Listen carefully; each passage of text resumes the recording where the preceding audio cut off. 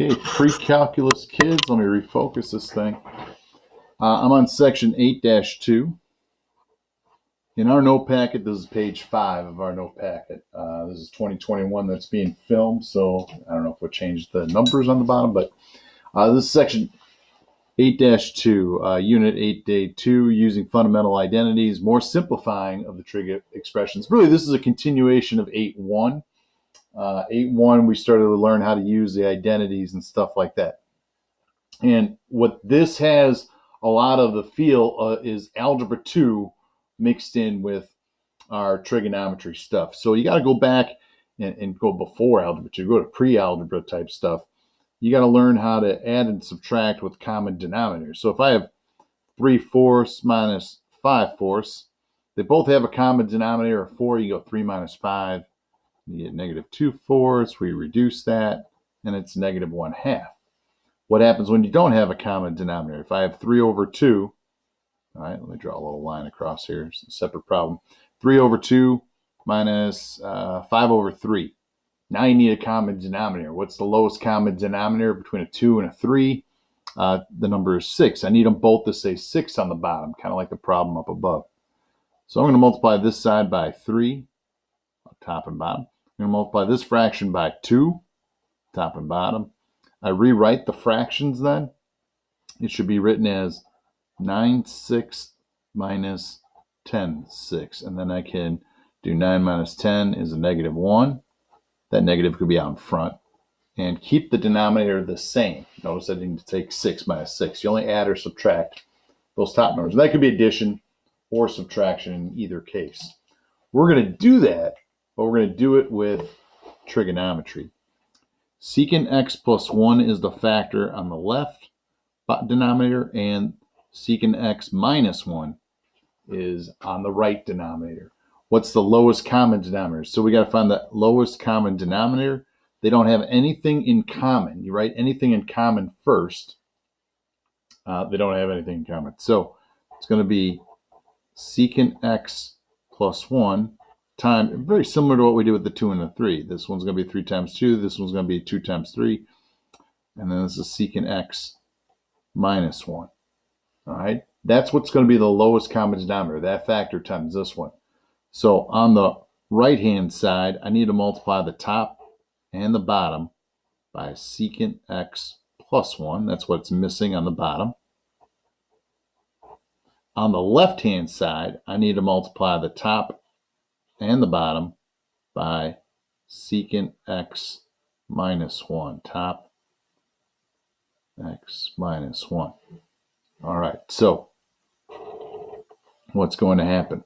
This is going to be secant x minus 1 times secant x plus 1 minus, same denominator over here, secant x minus 1, secant x plus 1.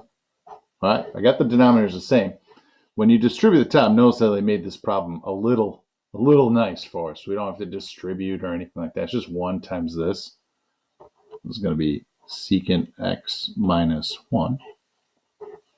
And 1 times this, I'm going to get secant x plus 1. All right, turns out working out pretty nice. Now there's a couple things we're going to be asked to do here. So we're going to combine like terms on the top, keep the LCD the same. So it's secant x plus 1, secant x minus 1. But this minus sign gets distributed here and here. So when I go secant x minus secant x, gone. Those cancel out. Those are going to be gone. Secant minus x, secant x minus secant x is gone. Negative 1 minus 1 is negative 2. It's a 2. Negative 2. All right, we can keep going though. This down here can be FOILed out. Take secant x times both. Take 1 times both. You can FOIL this out. All right, watch what happens when you FOIL out. It's like difference of squares pattern. You're going to get secant squared x minus secant x plus secant x, and minus 1 when you FOIL it all out. And then what happens in the middle is they cancel out. So you get secant squared x minus 1, and there's a negative 2 on top. And this, you got to look, that's an identity. That's from our identity page. I'm going to have to fold. Let's see, I got another packet here.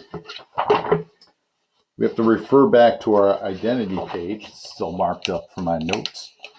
And secant squared x minus 1 is the second of the Pythagorean identities. I can subtract that 1 to the other side. Secant squared x minus 1 is tan squared x. So that's going to be replaced with a negative 2 tan squared x. Well, if you get tan in the denominator, what we're going to do is sort of take this negative 2 and move it out in front. We're going to call this 1 over tan squared x. So it's really negative 2 times cotangent squared x. And there it is, all the way simplified. And that's a problem where you have to find common denominators. That might be the toughest one. It's kind of a tough example to start with, but that might be the toughest one right off the bat. All right, let's try another problem. Another fraction type problem. So I got secant squared over tan theta, and I got tan theta minus the whole thing. So first of all, this looks like a fraction that can be reduced. Let's see what happens when we put in the reciprocal. All right, the reciprocal of secant is cosecant squared. And tangent, that's just regular tangent. So it's sine, not squared, over cosine. Yeah, I can see where cosine is going to cancel out. So if you multiply the reciprocal, it's 1 over cosine squared times the reciprocal cosine theta over 1. One of these cosine, not over 1, over sine. So I'm going to get 1 on the top, but it'll be cosine times sine on the bottom. Kind of a weird thing to be looking at here. Cosine and sine on the bottom.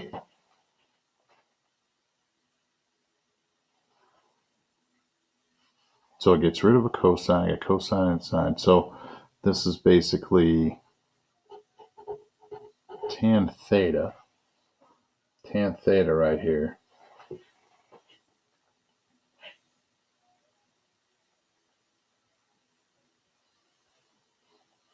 But then it's going to be minus, it seems kind of an odd shape problem to me.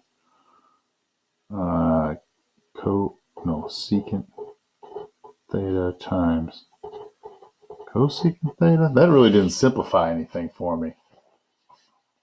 That doesn't seem like it's any simpler than before.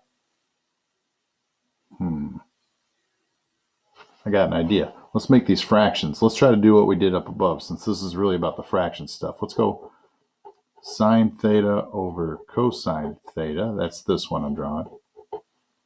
And this, when it was simplified, gave me this. So I'm going to make that 1 over, let's go back the way it was, cosine, I put x up there, but it should be theta times sine theta. All right, now I'm getting somewhere. So the lowest common denominator, LCD.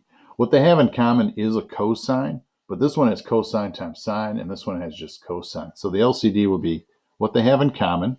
They both have a cosine theta. And then I have to include what the extra part is here, sine theta. So I don't write cosine twice. All right. The lowest common denominator is cosine times sine. Cosine times sine. This problem, or this side of the problem, needs to be multiplied by sine theta and sine theta. So now I'm going to get sine squared theta minus 1 over the common denominator, that is sine theta times cosine theta. That's my common denominator. Now sine squared minus 1, hey, we learned that one. That is one of the Pythagorean identities, the basic main one. 1 minus sine squared. Oh, this is sine squared minus 1. So what I'm going to do is take a -1 out of the top. See the signs are different? That's, if I subtract sine to the other side, it's 1 minus sine squared. This one is sine squared minus 1. So it's got the opposite signs of what I want. When it's got the exact opposite signs of what you want, what you do is you take a -1 out. And then it'll flip the signs around. Now it'll be negative sine squared theta plus 1 over my common denominator, sine theta, cosine theta. All right. So if I subtract the sine squared to the other side, that'll be 1 minus sine squared, and that's what I have here. That's 1 minus sine squared. It's just written backwards. 1 minus sine squared. So this will be replaced with cosine squared theta. And since I have 2 cosines on the top, 1 cosine on the bottom, this will cancel. And so I get a -1 cosine theta. I don't need to call it -1, it's just negative, over sine theta. And when you have cosine over sine, that negative can go out in front, but that's cotangent theta. You can start to see then this is going to eat up a lot of room, and we sort of meander going through this. Like, where are we going with this thing? I'm going to stop right here. There's only 4 examples, but each example takes up an awful lot of space and a lot of time and a lot of room. I'm going to freeze it right here. This will be the end of part 1. Part 2, I'll do the other 2 examples for you.